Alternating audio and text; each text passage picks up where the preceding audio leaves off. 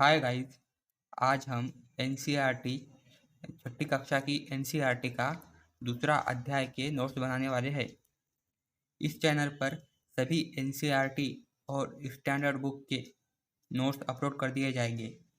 इस चैनल को जिसने सब्सक्राइब नहीं किया है वो इसे सब्सक्राइब कर दे और शेयर और लाइक करें। दूसरा अध्याय है आरंभिक मानव की खोज में। हम वो लोगों के बारे में जानते हैं जो उपमहाद्वीप में यानी भारत में 20 लाख साल पहले रहा करते थे। आज हम उन्हें आखेटक खाद्य संग्राहक के नाम से जानते हैं। आखेटक खाद्य संग्राहक का मतलब है शिकारी। आखेटक खाद्य संग्राहक लोग जो है घुमक्कर किस्म के लोग थे। वो एक जगह से दूसरे जगह जाते रहते थे, घूमते रहते थे। इनके घूमने के कुछ कारण थे।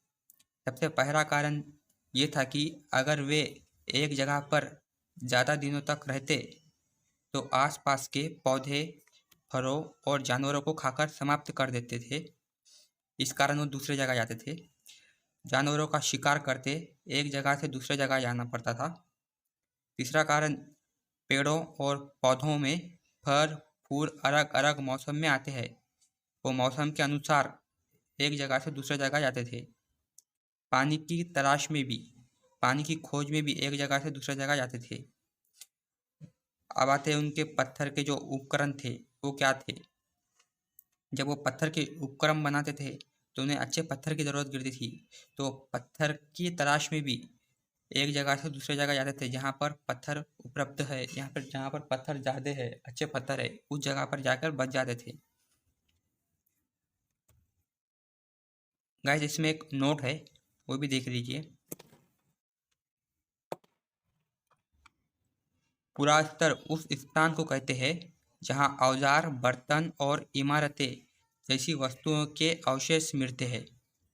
ऐसी वस्तुओं का निर्माण लोगों ने अपने काम के लिए किया था और बाद में वे उन्हें वहीं छोड़ गए।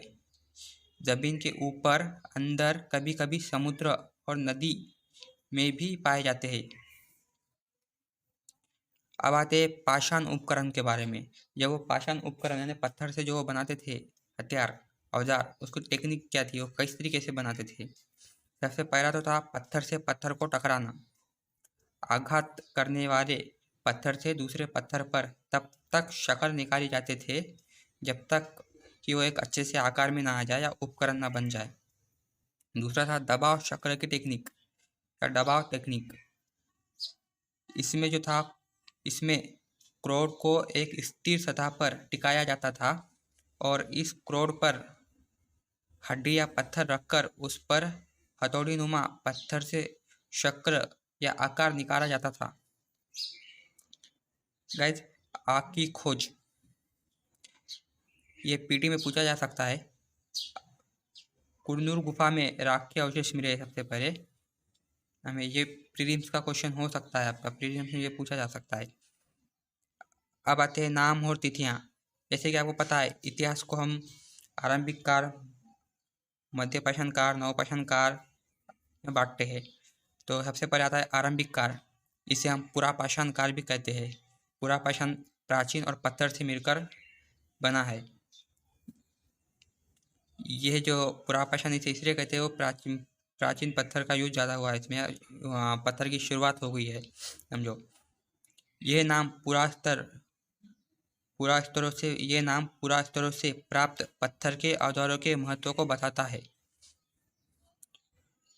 पुरापाषाण काल 20 लाख साल पहले से 12,000 साल पहले के दौरान माना जाता है।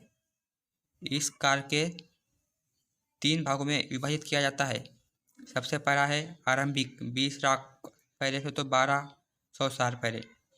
मानव इतिहास की जो लगभग 99% कहानी है इसी काल के दौरान घटित हुई। दूसरा आता है मध्य काल। ये जो है 12,000 साल पहले से तो 10,000 साल पहले तक। जिस काल में हमें पर्यावरणीय बदलाव मिलते हैं उसे मध्यपाषाण युग कहते हैं। यानी जिस काल में हमें जो है पर्यावरण में चेंजेस हो गए, इस मध्य पाषाण काल में ही पर्यावरण में ज़्यादातर चेंजेस देखने को मिलते हैं हमें, वहाँ से शुरुआत हुई समझो।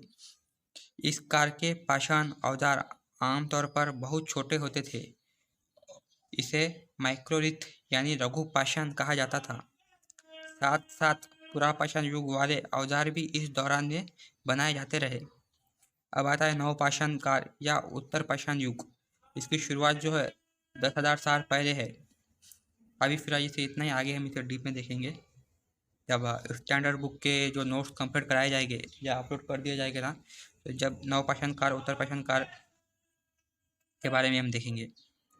ये एक नोट है, वो भी दिख लीजिए। मध्य प्रदेश और दक्षिण उत्तर प्रदेश की गुफाओं में छह चित्र मिले हैं। इनमें जंगली जानवरों का बड़ी कुशलता से सजीव चित्रण किया गया है। अतः भारत में शुतुरमुर्ग, पुरापाषाण युग के दौरान शुतुरमुर्ग होते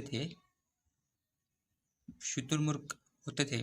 महाराष्ट्र के पटने पुरास्तर से शुतुरमुर्ग के अंडों के अवशेष मिले हैं। महाराष्ट्र के पटने से, याद रखिए, ये भी पीटी का प्रश्न हो सकता है। इनमें कुछ छिलकों पर चित्रांकन भी किए गए। कुछ जो छिलके हैं उसके ऊपर चित्र बनाए गए हैं अलग अलग। इन अंडों से मनके भी बनाए जाते थे। गाइस इतना इम्पोर्टेंट है सेकंड चैप्टर में, इतना ही है दूसरे अध्याय में। अब हम तीसरे अध्याय को कंप्लीट करेंगे बाद में। गाइस इस चैनल को जिसने सब्सक्राइब नहीं किया है वो सब्सक्राइब कर दे और ज़्यादा से ज़्यादा इसे शेयर लाइक करें। इस पर यूपीएससी हिंदी मीडियम पर सभी स्टैंडर्ड बुक और सभी एनसीईआरटी के नोट्स अपलोड कर दिए जाएंगे। Thank you guys.